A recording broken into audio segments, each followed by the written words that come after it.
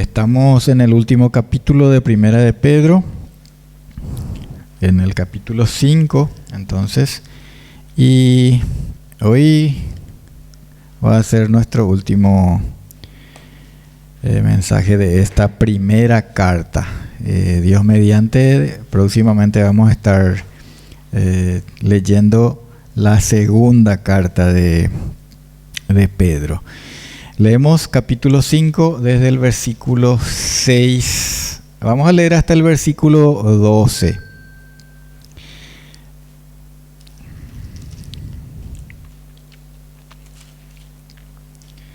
Humillaos pues bajo la poderosa mano de Dios, para que Él os exalte cuando fuere tiempo, echando toda vuestra ansiedad sobre Él, porque Él tiene cuidado de vosotros.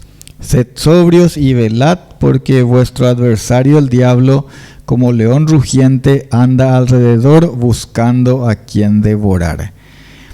Al cual resistid firmes en la fe, sabiendo que los mismos padecimientos se van cumpliendo en vuestros hermanos en todo el mundo.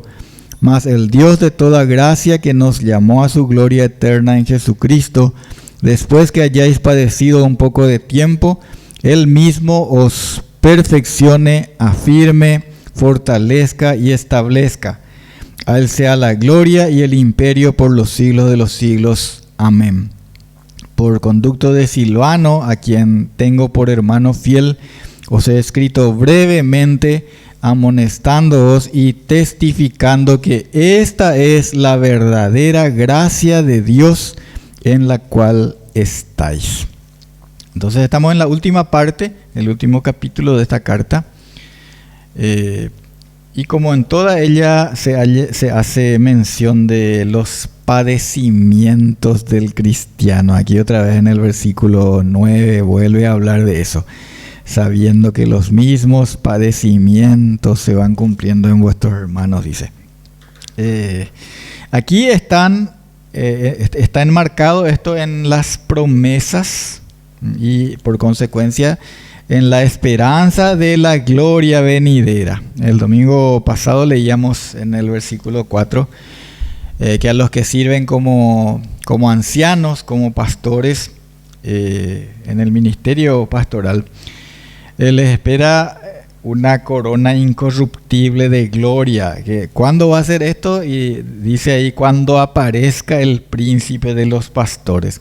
Y también en el versículo 6 leíamos que a todos, jóvenes y ancianos, es decir, a todos los creyentes, se exhorta a ser humildes, porque la exaltación vendrá a su tiempo de parte del Señor, ¿sí? A su tiempo. Eso ya expusimos la otra vez. Este no es el tiempo de la exaltación del cristiano, ¿sí? Este es el tiempo de los padecimientos. Porque si padecemos con Él, también vamos a reinar con Él, dice la palabra del Señor. Aquí en el versículo 8, otra vez dice, así como en el capítulo 4, versículo 7 habíamos leído anteriormente, dice, sed sobrios y velad. Esto es, estén despiertos, alertas, vigilantes. Y implica esto no distraernos con las seducciones del mundo. Y también orar, estar siempre orando, porque el Espíritu, Jesús le había dicho a sus discípulos, a los que había llevado al Getsemaní aquella noche después de la cena, les había dicho también que estén velando y orando conmigo, ¿sí? Y estén velando y orando, les había dicho él. ¿Por qué? Porque el espíritu a la verdad está dispuesto, pero la carne es débil, le dijo. Nuestra humanidad es débil. Y aquí se nos da otro motivo por el cual tenemos que estar velando y orando, y dice, porque vuestro adversario como león rugiente anda alrededor buscando a quien devorar. ¿Quién es nuestro adversario? Es el diablo, ¿sí? Es Satanás. Satanás quiere decir adversario, ¿verdad? Pero Él no es omnipresente, ¿verdad? Él no es el que está en todas partes, sino que tiene sus huestes, ¿sí? Un número que no podemos nosotros conocer, pero grande, gigantesco, de sus huestes espirituales de maldad, que están también en las regiones celestes, y por eso hay guerra, estamos en batalla espiritual. Que anda, dice, como león rugiente, anda alrededor buscando a quien devorar. Dicen que el león, cuando acecha hacia una manada, espera o provoca él mismo así la dispersión, ¿sí? La dispersión, porque entonces cuando hay un miembro de esa manada que está lo suficientemente apartado, entonces a ese se le va, y le ataca, porque es más vulnerable allí, ¿verdad? Es más fácil de ser atrapado. Atrapada esa víctima, ese miembro de la manada. El Señor dice que no tenemos que separarnos de Él. Así dice en el Evangelio de Juan, dice: separados de mí ustedes no pueden hacer nada, dice. Ustedes no pueden hacer nada separados de mí. En Santiago, también capítulo 4, versículo 7, dice el Señor, dice el Espíritu Santo: someteos pues a Dios, resistid al diablo y huirá de vosotros. Nadie puede resistir al diablo si primero no se somete al señorío de Cristo. Esa es la manera, ¿eh? No es que podemos resistir nomás al diablo sin someternos al señorío de Cristo. Así dice entonces: sométanse al Señor, sométanse a Dios, resistan al diablo y Él va a huir.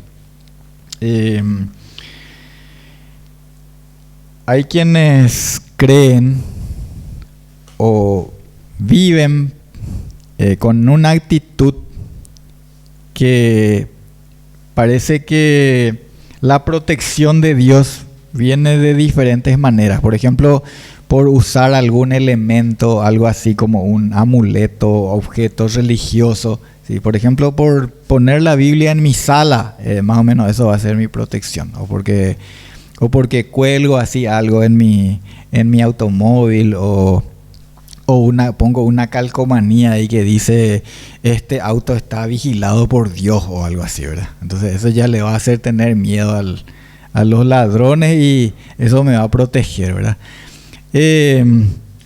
Hay quienes hacen algunas, se persignan así, ¿verdad? Y entonces eso para salir protegido, ¿verdad? Protegido a la calle. Que tantos peligros, ahí ya salgo protegido. La protección de Dios no viene por cosas como esa, ¿sí? O por, qué sé yo, hacer alguna oración, un rezo. La palabra de Dios dice que su protección viene por someternos a Él. Acuérdense, acá dice: vuestro adversario, el diablo, como león rugiente, anda alrededor buscando a quien devorar. Sed sobrios, ¿sí? Sed sobrios. Eso es lo que Santiago, en otras palabras, nos está ampliando, nos está diciendo: sométanse al Señor, sométanse al Señor. Y resistan al diablo. Entonces su protección viene por someternos a Él. Someterse es, paso por paso, sería oír su palabra, permanecer en ella, en obediencia. Si nos alejamos de Dios, al no seguirle a Él, al no seguir su voz, al no seguir su palabra, nos quedamos expuestos y vulnerables a los ataques del enemigo. Ese que está ahí acechando, buscando a quien devorar. En Efesios capítulo 6, versículo 11 dice: vestíos de toda la armadura de Dios, perdón, para que podáis estar firmes contra las acechanzas del diablo. Ahí dice: vístanse de la armadura de Dios. En Efesios 6:13 también dice, para que podáis resistir en el día malo. Esta armadura de Dios se compone, según ese mismo pasaje, de la verdad, la coraza de justicia, el apresto del evangelio, el escudo de la fe, el yelmo de la salvación, la espada del Espíritu, que es la palabra de Dios. Y además dice, orando en todo tiempo. ¿Se dan cuenta? Es el mismo mensaje que confirma que en el Señor está nuestra protección, pero no así de una manera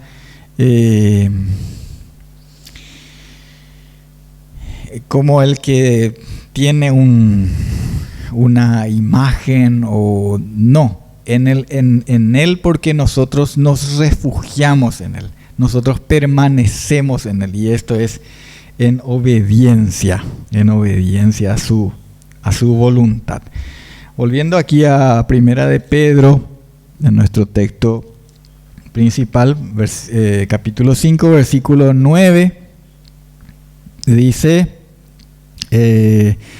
al cual resistís firmes en la fe, sabiendo que los mismos padecimientos se van cumpliendo en vuestros hermanos en todo el mundo. Sabemos eso, hermanos. Sabemos porque así luego fue que nos advirtió la palabra del Señor. Advierte que los que quieren vivir piadosamente van a padecer, van a sufrir persecución. Sobre eso nosotros nos gozamos y nos alentamos en la esperanza que el Señor nos da, que leímos en el versículo 10. El Dios de toda gracia nos llamó a su gloria eterna en Jesucristo. A eso nos llamó, a eso nos llama, a su gloria eterna en Jesucristo. Lo que sucede a todo cristiano que vive piadosamente en todo el mundo y en todos los tiempos, desde que nuestro Señor Jesucristo envió su Espíritu Santo y les dijo a ellos que iban a ser sus testigos, pero también les dijo que iban a padecer. Eso ya les advirtió antes incluso de su propia muerte. Y entonces aquí dice, después que hayáis padecido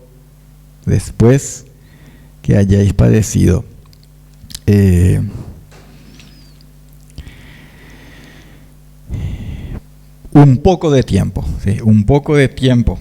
A nosotros nos puede parecer que el padecimiento es mucho tiempo, que largo tiempo puede ser, y hay quienes parece que padecen toda la vida, ¿sí?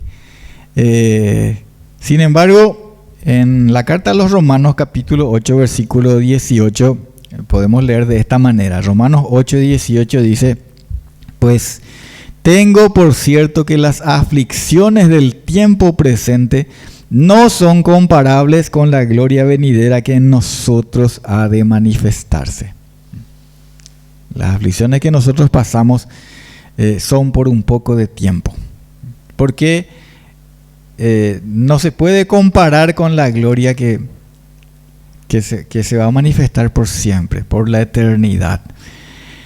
Resistamos firmes, aferrándonos a aquel que ya nos aferró así, ¿sí? Esto es algo muy interesante. Hace mucho tiempo yo vi en Filipenses 3:12 esa verdad. Y en Filipenses 3:12 dice, prosigo para alcanzar aquello que ya me alcanzó a mí. Dice, para asir, dice en la Reina Valera, para tomarme de aquello que ya me tomó. ¿Sí? También en Juan 10, 27, 28 dice, mis ovejas oyen mi voz y yo las conozco y me siguen y yo les doy vida eterna y no perecerán jamás, ni nadie las arrebatará de mi mano, dice el Señor. Está entonces el oír su voz, seguirle. Él nos da vida eterna, nos tiene en sus manos, nadie nos va a arrebatar de su mano. Él nos tiene en su mano, pero nosotros tenemos que seguirle, ¿sí?